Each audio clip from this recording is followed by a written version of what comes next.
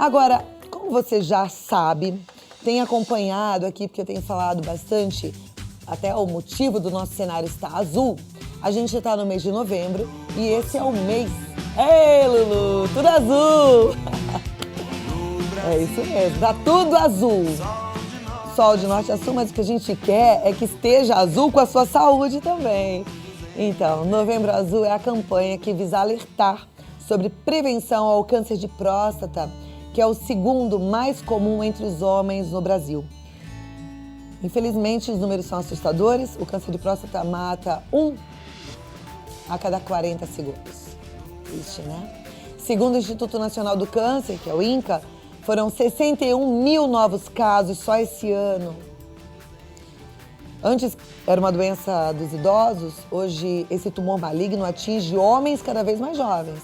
Como qualquer câncer, quando detectado o início, a chance de cura é maior. Então, minha gente, eu sei que eu tenho um público onde a maioria é mulher, mas cabe à mulher alertar o marido se ele não está assistindo ao programa. E você, homem que está assistindo, que eu tenho também alguns telespectadores queridos que moram no meu coração, atenção. A gente hoje vai conversar com o Dr. Marco Antônio Arap, que é urologista. Ele é médico do Núcleo Avançado de Urologia do Hospital Sírio-Libanês. Ele é professor na Faculdade de Medicina da Universidade de São Paulo e já está aqui com a gente, porque eu quero que ele alerte a você da importância de fazer a prevenção conversando sobre essa doença. Seja muito bem-vindo, doutor. Muito obrigado. Uma honra recebê-lo, viu? Prazer, tudo meu. Obrigada. Vou te convidar para sentar Obrigado. ali, para a gente começar o nosso bate-papo. Poxa, os números me assustaram, né? Quando ontem a gente começou a dar uma pesquisada, câncer de próstata, 1 a cada 40 minutos, é algo que realmente na verdade, impressiona. Esse é um número assustador, mas é a verdade. E a gente, na verdade, acredita que esse número talvez esteja até subnotificado. Existem até mais casos de câncer de próstata que, na verdade, não foram diagnosticados e que não foram, portanto, computados nessa estatística que você está citando. Então, é um tumor muito frequente. Cada vez mais a gente vê, como você falou, a gente vê em gente muito jovem. Cada vez gente mais jovem. A gente foi, inclusive, conversar com um querido, o seu Geraldo. Ele passou por isso, teve que lutar bravamente contra essa doença. Agora ele está bem, aí ele conta como é que foi. E por que eu quero que você preste atenção na história do seu Geraldo? Porque a história dele, infelizmente, é a história de milhares de homens. E a gente não quer que isso continue acontecendo, né? Pode rodar. Eu comecei nos meus exames aos 50 e poucos anos, sabe? Aí eu vinha fazendo, de ano em ano, todos os anos eu fazia. Aí quando foi assim, mais ou menos depois que eu vinha já fazendo assim, mais ou menos uns 5 anos, aí apresentou. Aí deu um problemazinho, fez um exame de próstata, aí contratou que eu estava com câncer, né? Aí daí o médico já enviou para o tratamento. O tratamento não foi fácil não, porque eu ia para um hospital, ia para outro, eles enviavam para outro e fui fazendo, sabe? Mas graças a Deus, depois eu fui para o Hospital das Clínicas, de lá eles me passaram por uma radioterapia. Aí na radioterapia foi onde eu me curei. Eu me curei que eu fiz 32 radioterapias. Aí depois que eu fiz, aí eu voltei ao médico, o médico falou, você já, graças a Deus, foi uma benção para você, está sarado, você está curado. Mas você continue sempre fazendo os seus exames, todos os anos ele passa um exame para mim. A gente sente sempre um negócio na barriga, né? Queimando o pé da barriga, essas coisas, né? E depois da radioterapia, aí pronto, aí parou tudo, aliviou, né? Sarou. Tem cura, tem. Pode acreditar, se você prevenir logo, fazer todos os anos, ele tem cura. Agora tem gente que eu acho que não gosta, se esquece, não tem tempo, né? Aí pronto, aí depois o problema vem maior.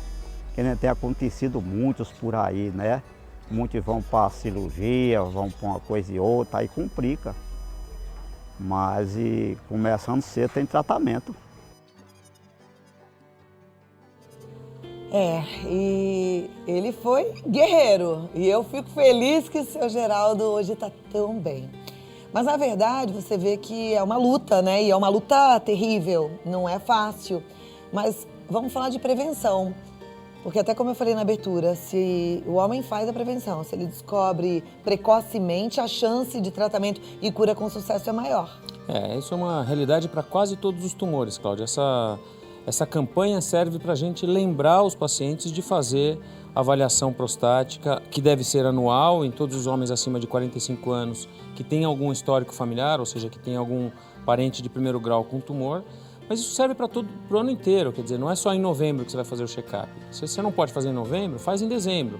Se você não pode fazer em dezembro, faz em outubro. Quer dizer, todo ano deve fazer o check-up. E não só do tumor de próstata. Deve fazer o check-up de tudo, quer dizer, fazer um check-up cardiológico, fazer um check-up clínico geral, ter certeza que está tudo indo bem com colesterol e tudo isso. A campanha do Novembro Azul é só para reforçar que o câncer de próstata é uma doença muito importante. E que é uma campanha, aos meus olhos, maravilhosa, porque assim, a vida passa tão rápido, né, doutora? Assim, esse ano, eu tô passada. Quando eu olho, gente, Acabou. já estamos no final do ano, o ano já acabou. E muitas vezes eu sei que o paciente lá do outro lado, nosso telespectador, ele tá bem intencionado, ele fala, não, eu quero fazer. Mas ele até acha que fez, quando vai olhar o exame já tem 4, 5 anos e passa tudo muito rápido. Tem que ser feito anualmente o exame de controle da próstata? Tem que ser feito anualmente. Essa é a recomendação das sociedades brasileira, americana e etc. de urologia. O exame é feito através do PSA, que é um exame de sangue, no qual se dosa o PSA, que é uma proteína produzida pela próstata, e pelo toque retal. E o tumor ele é diagnosticado quando existe um dos dois exames, ou os dois, existe uma suspeita de problema. Aí A partir de que idade? A partir dos 45 anos, para quem tem algum parente com tumor de próstata. E para quem não tem, a partir dos 50 anos. Então, se meu pai teve, se o vô, né? Você tem que fazer a partir dos 45 anos. Todos os homens, então, que Todos tiveram os homens. alguma história na família a partir de 45 anos. Se não Isso. teve, a partir de 50. O câncer de próstata, ele dá sintomas? Não, esse que é o grande problema. A sua pergunta é ótima. O problema é exatamente esse. O câncer de próstata não dá sintoma. Ele, quando tem sintoma, quando o indivíduo está, por exemplo, urinando sangue ou com dor nas costas ou com algum tipo de sintoma que é por causa do tumor, normalmente ele já tem uma doença avançada, que na verdade é incurável.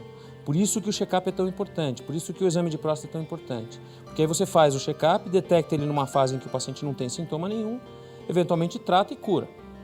Com grande chance de cura, na verdade mais de 70% na maioria das vezes. Então, é isso que a gente quer. Homens que têm a próstata aumentada significam que vão ter câncer? Não.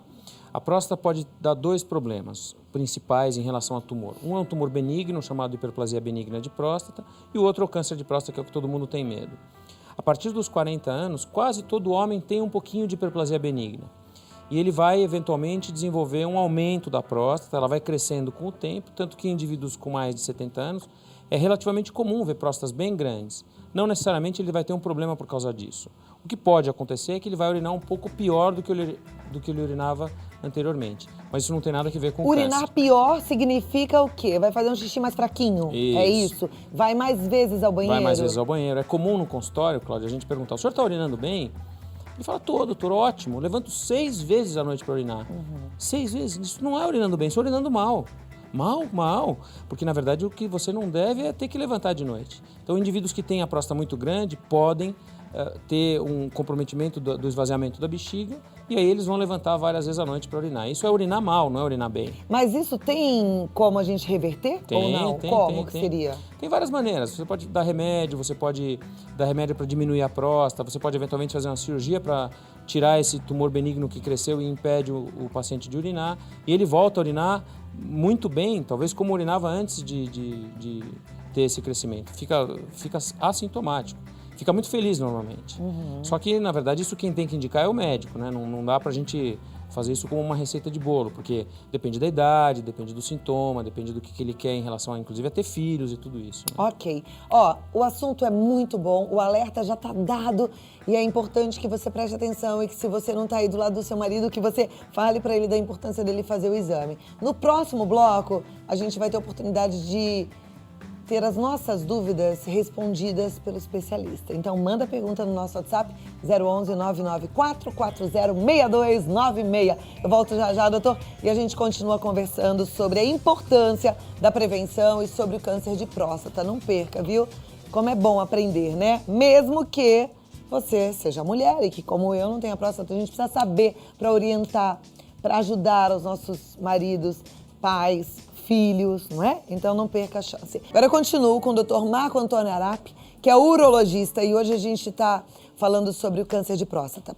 Assunto sério que a gente leva até a sua casa com muito carinho, com muito respeito, porque você é importante pra gente. Então, agora é hora da gente aprender. E as dúvidas são parecidas, né, doutor? Sim. As pessoas, elas têm dúvidas em relação à prevenção, em relação à própria doença, e a gente sempre aprende com a pergunta do outro, né? Com certeza. Então, a gente tem aqui uma série de perguntas e eu quero que você preste atenção, porque essas perguntas vão realmente ajudar a todos. Olha, a primeira delas vem de Minas Gerais.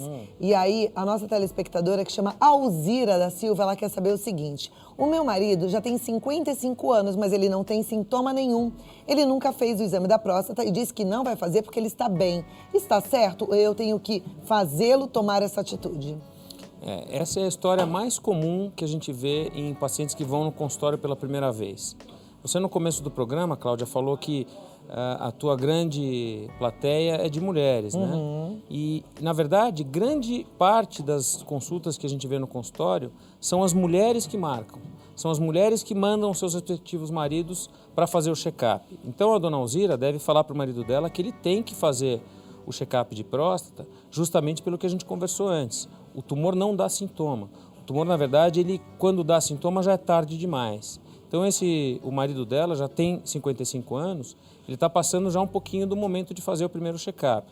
Ele fazendo o primeiro check-up e estando bem, que se Deus quiser é o que vai acontecer, ele vai se sentir muito bem e ela vai se sentir muito bem também, porque fez com que ele fizesse uma avaliação e que tivesse certeza que está com a saúde em dia, né? Ok, agora a pergunta vem de Vitória, no Espírito Santo. É a Rosilene que quer saber. Ela fala assim: oi, Cláudia, boa tarde. Eu gostaria de tirar uma dúvida. O meu esposo faz o exame de sangue e sempre não dá nenhuma alteração. Mesmo assim, é necessário fazer o exame de toque? Sim, essa é uma pergunta muito boa. Mas a verdade é que tem que fazer o exame de toque. Tem que fazer os dois exames? Tem que fazer os dois, o de sangue e o toque. Por quê? Porque se a gente pegar 100 homens que tiveram diagnóstico de tumor, mais ou menos 20 homens tinham o PSA, que é o exame de sangue normal, e o tumor foi detectado pelo toque, pelo exame médico do urologista. Então a gente sempre faz os dois, o exame de sangue e o toque retal. Ótimo, tem que fazer os dois. E a gente já até fez uma vez uma matéria falando sobre esse exame, a gente tem que quebrar alguns preconceitos.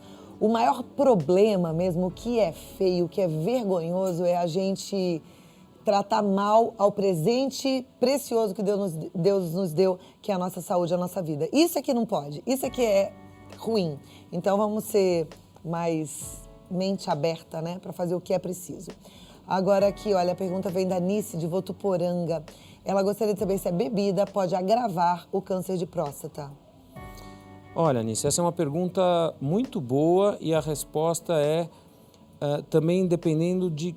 Uma coisa é o indivíduo que bebe, por exemplo, uma dose a cada mês. A outra coisa é o indivíduo que bebe uma dose a cada refeição. Aí sim, não só pode piorar o tumor, não diretamente, mas piora a saúde como um todo. Então, o indivíduo que bebe todos os dias e que tem um tumor, ele vai ter menos condição de se tratar, ele vai ter uma reserva cardíaca menor, ele vai ter um fígado um pouco pior, ele vai ter o rim funcionando pior do que teria se não bebesse nada. Então, beber não faz bem para nenhum tipo de tumor e nem para a saúde geral, claro, né? Muito bom. A gente realmente tem que ficar atento a isso e, olha, é melhor não começar, porque o alcoolismo é uma doença progressiva como a dependência química. Então, o ideal é não começar, né? Ficar atento até a alguns sintomas de vontade, de fissura de beber, porque isso não é nada legal. Eu volto pra gente conversar já. Tá legal. Tem mais perguntas. Daqui a pouco eu vou fazer uma pergunta de uma avó que está preocupada com o seu netinho. E aí a gente hoje tem um médico especialista no assunto que vai nos ajudar também. E tem outras dúvidas, muitas mulheres participando, isso é lindo. E é assim mesmo, viu, mulherada? A mulher sabe edifica a casa. Então vamos edificar a nossa casa cuidando bem dos nossos maridos. Vamos continuar. Ei, melhor ainda, melhor ainda. Vamos lá, doutor. E nesse meio tempo foi bom porque chegaram várias perguntas. E uma delas diz assim, é a da vozinha que eu falei que ia fazer a pergunta do neto, né? O meu neto operou quando tinha 6 anos o escroto. E é verdade que ele não poderá mais ter filhos e também tem que fazer sempre a avaliação? Ela é de Santos. Ela fala assim, hoje ele tem 19 anos e não quer ir mais ao médico. Ela gostaria de um parecer, de uma opinião. Essa é uma pergunta difícil de responder assim, porque a gente precisa de mais detalhes para saber o que foi, que tipo de cirurgia que fez o menino e tudo. Normalmente não é assim. Ele faz uma cirurgia justamente para conseguir ter filhos quando ficar na idade de ter os filhos, né? Então é pouco provável que ele tenha tido algum problema tão grave que ele fique estéril porque fez uma cirurgia. Normalmente a gente faz a cirurgia para conseguir que ele tenha filho depois. Ah lá, que beleza. E sabe o que é legal para essa vozinha? Cadê você? Conversar com o teu neto e falar, não, vamos ao médico sim, porque a gente vai ter a notícia que pode ser completamente diferente da que você está imaginando ter. Né? Então a gente não precisa ficar vivendo com aquilo que a gente não sabe. Como é bom a gente deixar as claras para poder lidar até com as alegrias e com as conquistas. Ele passou por uma cirurgia, vamos fazer uma avaliação, isso é importante. Agora, aqui a pergunta vem da Ana, ela é de Barra Mansa, no Rio de Janeiro. Ela fala, Cláudia, boa tarde, meu tio já teve câncer de próstata, graças a Deus vencemos essa doença, lutamos, oramos juntos e ele se cuida até hoje. Quem tem o tio que teve um problema como câncer de próstata, no caso não dela, mas dos homens da família, correm o risco também de terem a doença? Correm o risco é um pouco maior do que a população geral de homens da mesma idade que não tem nenhum parente com tumor. E quanto mais parentes próximos com tumor tiver na família, maior o risco, claro. Quer dizer, se ela tem só um tio, os homens da família dela têm menos risco do que o paciente, por exemplo, que tem o tio, o pai, o irmão e o avô. Ok. Beijo pra você, Conceição, de Sorocaba. Ela disse que manda mensagens pra gente há 5 anos, que eu nunca li. A gente lê todas as mensagens, às vezes não dá tempo de ler aqui ao vivo. Mas obrigada pela sua participação. Agora, a pergunta meu nome é Heloísa, eu tenho um amigo que teve câncer de próstata, já fez a cirurgia e o tratamento. Só que após a cirurgia, ele não sente mais prazer e não tem mais ereção. Por que isso, doutor? É comum que aconteça? Esse é um dos possíveis efeitos colaterais de qualquer tipo de tratamento do câncer de próstata, Cláudia, que são a incontinência urinária e a disfunção erétil.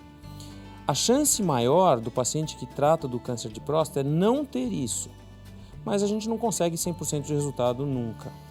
Então, o paciente que tem algum grau de disfunção erétil depois do tratamento ou que perde urina depois do tratamento, ele consegue tratar essa complicação e voltar a ter uma vida sexual normal, ou eventualmente tirar a perda urinária e voltar a viver da forma que ele vivia antes. Então, é só procurar o médico e resolver isso. Então, consegue busque resolver. ajuda, né? Às vezes já está com o médico, pede um parecer, vai a um outro, pede uma outra opinião. Isso. Sempre válido. Afinal de contas, a vida é tão linda, a gente tem que viver bem.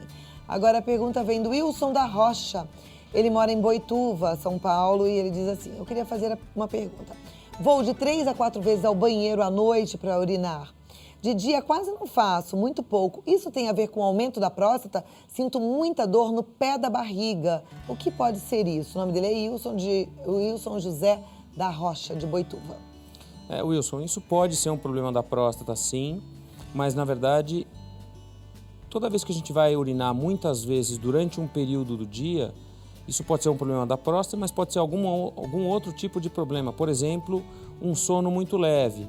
E a gente, quando tem um sono muito leve, acorda e aproveita para ir urinar. Então são coisas diferentes, quer dizer, levantar para urinar porque a bexiga está pedindo é uma coisa. Levantar e aproveitar que levantou para urinar porque tem um sono leve, tem a apneia do sono, por exemplo, é outra diferente. Isso também deve ser avaliado pelo médico e tratado de acordo com o tipo de problema que ele tem.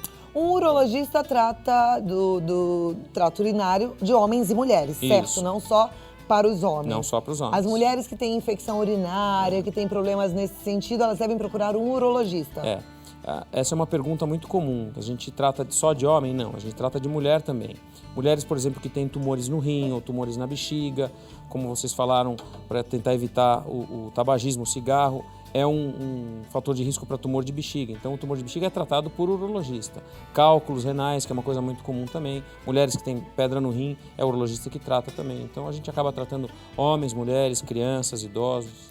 Muito bem. E a gente precisa aproveitar que tem médicos tão sérios, tão responsáveis, que buscam sempre conhecimento para nos ajudar e tomar as providências cabíveis, né? Por exemplo, nessa época do ano, tá todo mundo alertado aí para a importância de fazer os exames preventivos ao câncer de próstata. Os homens, pode fazer. E a mulherada que está sentindo desconforto, procure um urologista. Eu estou conversando com o Dr. Marco Antônio Arap, ele é da Clínica Arap, o site é clinicarap.com.br e o telefone é 011-3255-2933. Muito obrigada, foi um bate-papo útil, né? E deu um alerta aí para todo mundo. Obrigado pra vocês também. Obrigada, viu? Até a próxima.